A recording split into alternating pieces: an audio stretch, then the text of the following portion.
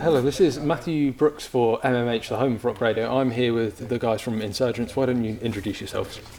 My name's Ben, play guitars for Insurgence. I'm Matt, I play bass and I sing. Okay. So what sort of band is Insurgence?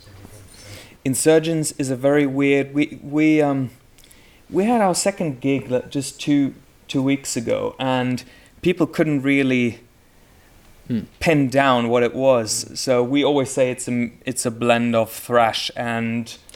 Yeah, I'd say there's a bit of alternative metal and crossover thrash, something along those lines. So in that case, what sort of bands are you bringing influences from then? Very, very different, I would say. So I love Children of Bodom. Wish I could play guitar like that. Not yet. And Zakk Wylde, huge influence of mine. And new wave of British heavy metal, the early bands and the newer bands. Everything that's kind of come out of that. That's kind of where I come from. For me, playing the bass, I bring in a few kind of funky slaps to it, just so it's quite, so it's fun for me, and then the listener can get behind that as well. But I think the rhythm section is quite punky. Like our drummer David, he loves punk music and punk rock. So when we gel together on a good beat, it's quite reminiscent of that, I'd say. So that. From what you said, that sounds like you've got a lot of stuff similar to the sort of Suicidal Tendencies thing with those slap bass and that punk backing. That sounds funny. So we did cover one of their songs at our last gig, and that was the first pit we've ever had. First bit I've ever had, so that was a good feeling. Yeah. So you guys are based in Birmingham. What's the scene like now? Because obviously this is the home of metal. We're here at the Symposium celebrating the home of metal. But what's it like being a gigging band in Birmingham? So I actually, one of the main reasons to come to this place for me was its music heritage and the music scene.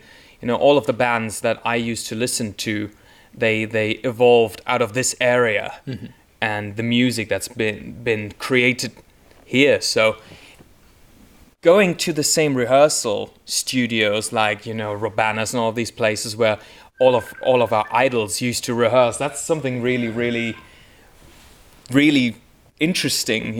It's like treading on the same path as the people did like 30 years ago. I did this one practice in Selly Oak about 3 weeks before it closed down, but apparently Black Sabbath did actually practice there back in the late 60s. That was a cool feeling, although that was quite a few years ago now.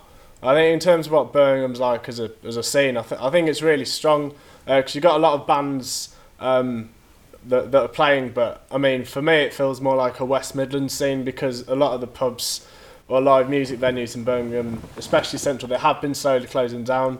You've had Hammer and Anvil, Flapper might be closing, Scruffy's might be closing, so it does seem to be slowly branching outwards and becoming more of a Midlands, more of a Midlands scene these days. But it's great because there's loads of bands you can play with as long as you keep your eyes in the right places. There's a lot of opportunities, and it's a great city to be doing that. So does having sort of this heritage in the practice places and the sort of venues you're playing, does that ever give you inspiration in the sort of music that you're writing and the way that you perform things?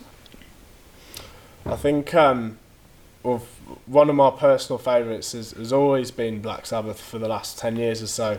So for me, that's always going to be relevant, I think. And it's good knowing that there's bands like Sabbath or Priest or Napalm Death or whoever that have been doing it. It Diamond Head. Exactly. Yeah. Gives you a bit of belief that you might be in the right place and possibly the right time if you're lucky. Yeah, all of the the whole style, the style of guitar playing, drums, and it's all been developed here, and everything that came afterwards. All of these great musicians, such as Zakk Wylde, one of my main influences, it's all intertwined, and to now be here, and this whole place being recognized for its music heritage, it's just great. It's just I mean, that's the great thing about having this sort of symposium being recognizing how important this place has been to global culture, even if it is global alternative culture. You know, do you see sort of yourselves and other bands in this sort of West Midlands scene as sort of carrying that torch from something that has shaped music the world over? Absolutely. You know, music is always going to have its old dogs who were once young puppies on the scene. You know, and we're definitely in our early days, and but you know, it's all carrying on the torch. So there's more music and more diverse music coming out of an area. It's good that the symposium's recognising this, I think, because, you know, metal, it's often kind of derided a little bit in the academic community. It's not taken seriously. You know, we've both been through uni, we know that. But it's been really interesting to go to a few of the talks and just, you know, see how people can take this seriously, and it's good that, you know, it's good when people aren't taking the mickey out of our music, you know. So. And you know, the most important thing is it all comes back to this place. So no matter what, you know, we are not exactly coming from the same angles music-wise, but it all comes back to the core, which is our drummer, who unfortunately can't be here, is his drumming is hugely inspired by Bill Ward.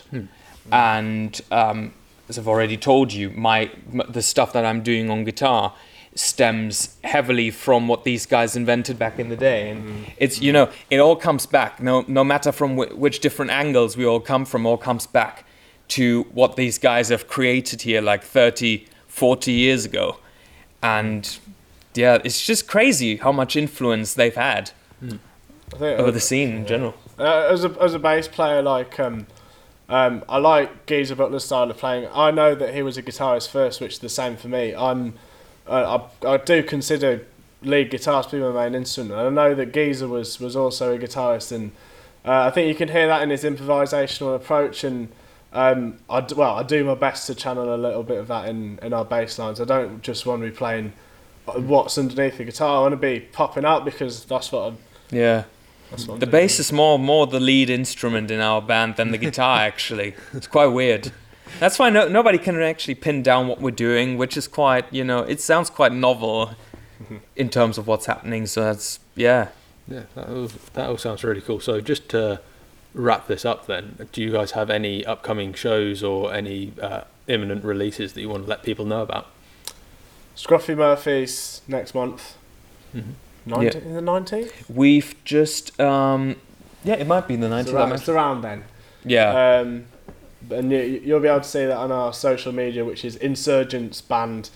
So we've got that coming up. Facebook and Instagram. Yeah.